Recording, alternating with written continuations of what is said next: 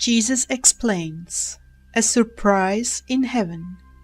Grace is dispensed on your behalf.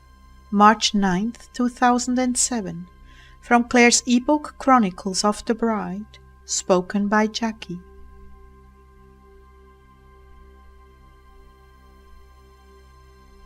A dialogue between Jesus and Sister Clare. Jesus and I are on a small sailboat, crossing a very large lake, headed in the direction of some steep mountains on a distant shore. I see myself as a young woman on the bow of the sailboat. We have entered a lush cove with thick jungle, climbing steep hills on either side. The water is pristine emerald, with a white sandy bottom. We are approaching a pier at the end of the cove, where a small crowd of native women and children have come out excitedly to greet us. I'm quite surprised, because I don't know any of them, yet they seem to know me. Jesus replied to my unspoken thoughts. "You are their mother." "I am?" I replied incredulously. "But how can that be, Lord?"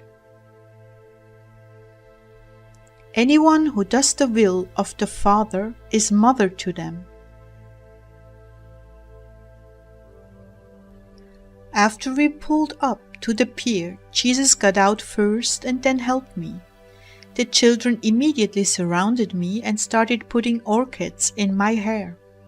One of the heavy-set native women walked up to me with a group of ladies and placed an exquisitely embroidered white satin scapular with golden thread embroidery and white silk French knots, trimming the edges, upon my shoulder. It is executed with outstanding skill, Jesus explained. "They have made this for you because of your great love for them. Many graces dispensed on your behalf went to them. In those times when others did not respond to our labors, the graces were shed on a poor and simple people who would.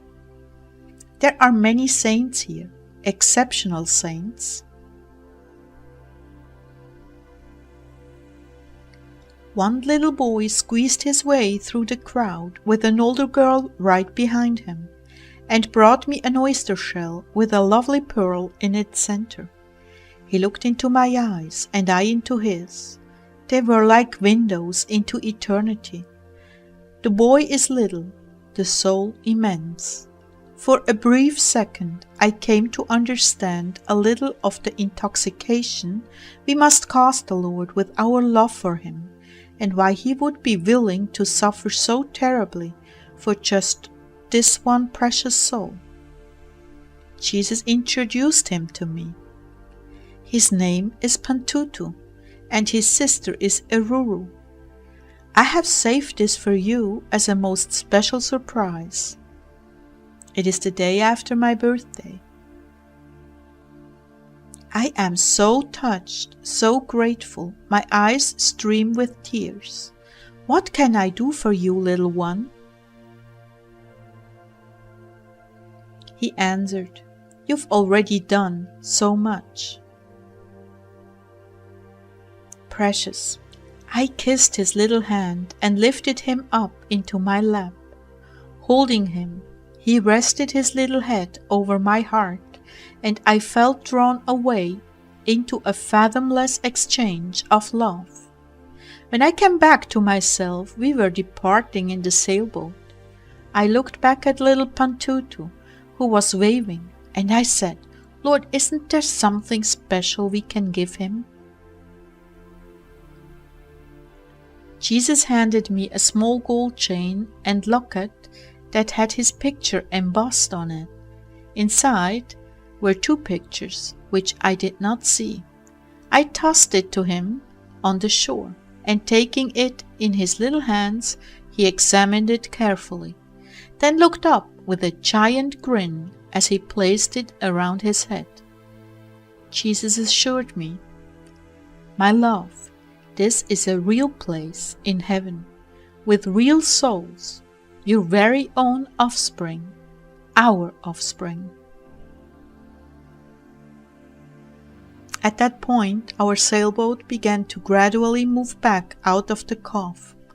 I was waving goodbye, and he began running along the shoreline, following us. "Pantutu, keep me in your prayers," I said, knowing the prayers of pure souls carry much weight with the Father. You are the reason he is here. It is your prayers and offerings that released the graces to make his salvation possible. So many children, so many souls you don't know about, so many surprises. I could only weep tears of thanksgiving for seeing such fruit in heaven. I reflected later after this experience was over. Many years ago, I longed to go to Africa as a result of a vision I experienced during prayer of women and children calling for help with their arms outstretched. They were living in squalor and so very destitute. I wanted to go to them, but as the Lord would have it, obedience kept us in the States, but I never forgot them. And it seems now that ministry that did not seem to be fruitful here in America, in some mystical way bore fruit in Africa. The Lord has promised, "My word shall not return to me void. It will accomplish that for which I sent it."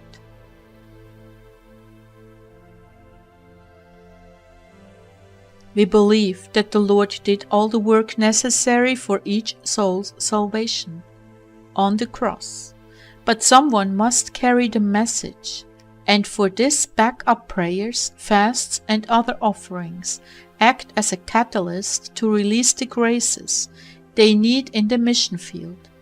It has been our experience that when we have labored for a soul and they do not accept the grace, the Lord, in his perfect economy of salvation, gives the grace to a soul that is ready to accept it, so that even those who are far removed from the mission field by their offerings assist those who are out there laboring.